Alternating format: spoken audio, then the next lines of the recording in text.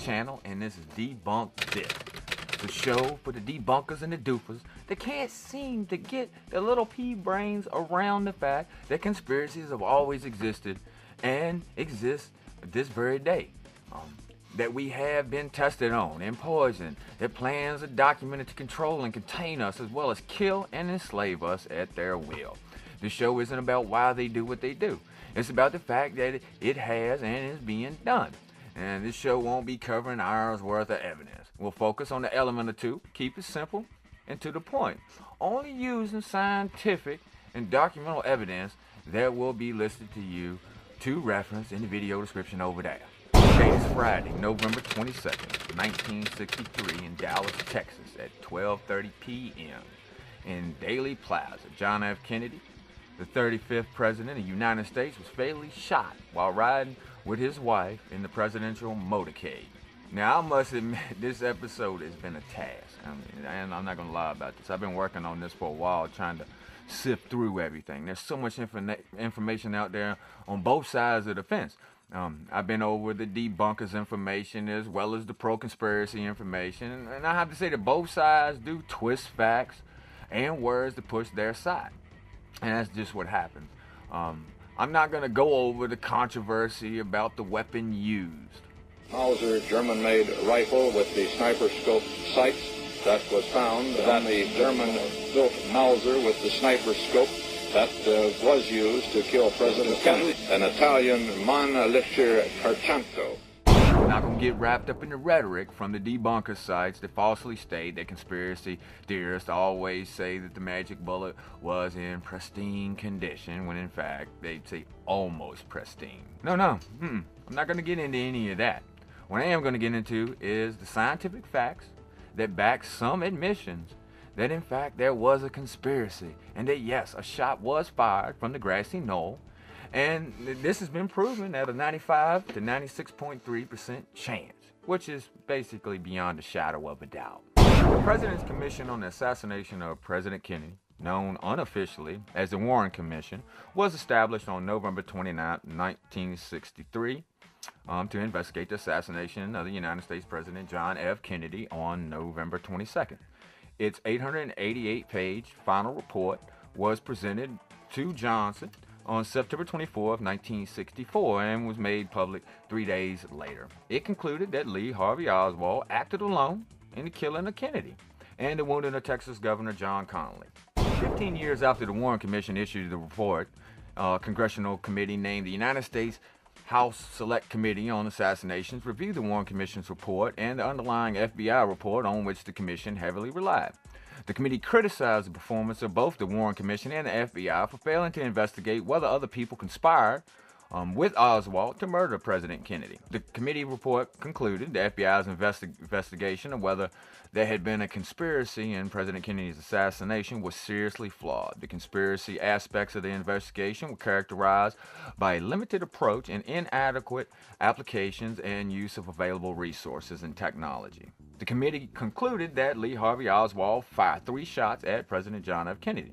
The second and third shot had fired struck the president. The third shot he fired killed him. The HSCA agreed with the single bullet theory, aka the magic bullet, but concluded that it occurred at a time during the assassination that differs from what the Warren Commission had theorized. They proposed that 4 shots had been fired during the assassination. Oswald fired the first, second, and fourth bullets, and that, based on acoustic evidence at the time, there was a high probability that an unnamed second assassin fired the third bullet, but missed from President Kennedy's front right from the location concealed behind the grassy knoll picket fence. G. Robert Blakey, attorney for the House Select Committee on Assassinations, told ABC News that the conclusion that a conspiracy existed in the assassination was established by both witness testimony and acoustic evidence. And this is also worth mentioning.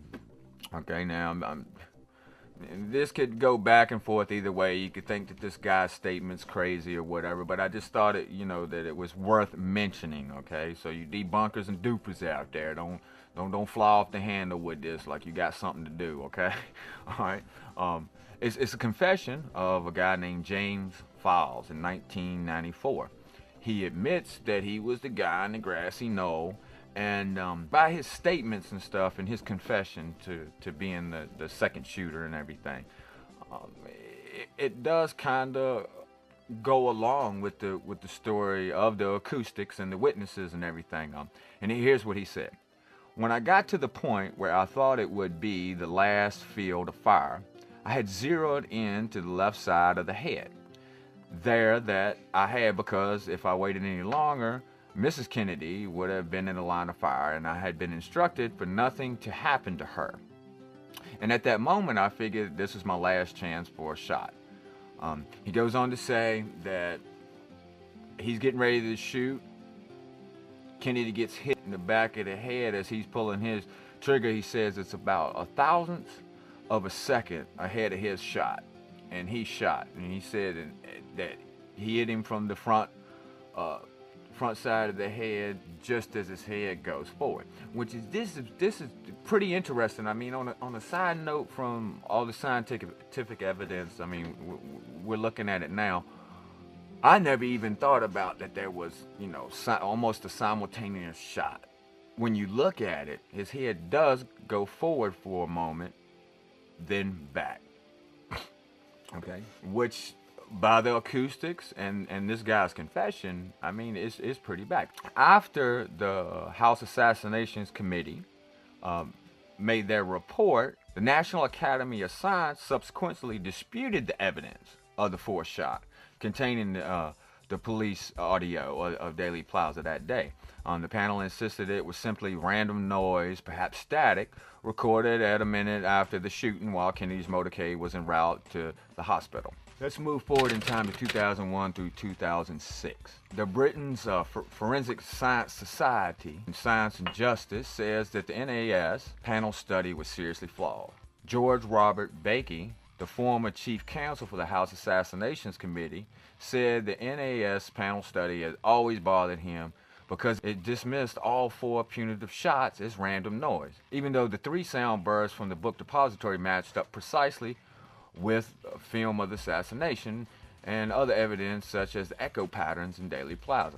This is an honest, careful scientific examination of everything that we did through the Assassination Committee with all the appropriate statistical checks. It shows that we made some mistakes too, but minor mistakes. The main thing is when push comes to shove, he increased the degree of confidence that his shot was fired from the grassy knoll. We thought there was a 95% chance that it was a shot from there. After these more modern day tests, scientific studies, he puts it at a 96.3%.